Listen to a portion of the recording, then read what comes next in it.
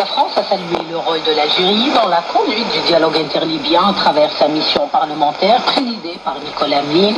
Pour la présidente, c'est très important de voir cette solidarité s'exprimer pour un pays qui représente sans aucun doute un enjeu stratégique pour toute la région. Cette réunion a été extrêmement importante parce que nous connaissons l'expertise et l'implication de l'Algérie dans ce dossier. Et puis nous souhaitions véritablement venir ici à un moment essentiel puisque nous sommes aujourd'hui au cœur d'une négociation dont nous espérons tous l'issue favorable. Nous sommes extrêmement sensibles à la démarche qui est faite par un ensemble de pays de cette région, mais aussi par la France et par de nombreux pays de la communauté internationale pour apporter une solution politique à la crise libyenne. En outre, la parlementaire française a qualifié la rencontre avec le ministre des Affaires maghrébines de l'Union africaine et de la Ligue des États arabes Abdelkader Msahel d'exceptionnellement intéressante dans le cadre de l'amitié qui unit la France et l'Algérie et aussi dans la vision convergente que les deux pays partagent.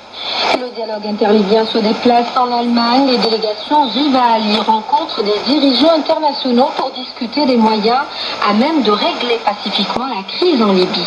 De Berlin, notre correspondant Abdelrahman Hassisi. Les dirigeants des pays du G7 réunis en Allemagne ont, dans un communiqué final, mis la pression sur les délégations libyennes qui avaient entamé une nouvelle session de négociation et les ont exhortés à prendre des décisions politiques audacieuses afin de surmonter leurs différends et de sortir de la guerre civile.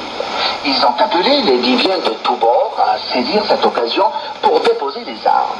Alors que l'ONU tente depuis des mois de trouver un compromis permettant la formation d'un gouvernement d'union nationale, les 7 pays les plus riches du monde ont affirmé que dès qu'un accord aurait été trouvé, ils seront prêts à fournir un soutien significatif à ce gouvernement dans ses efforts pour bâtir des institutions publiques efficaces.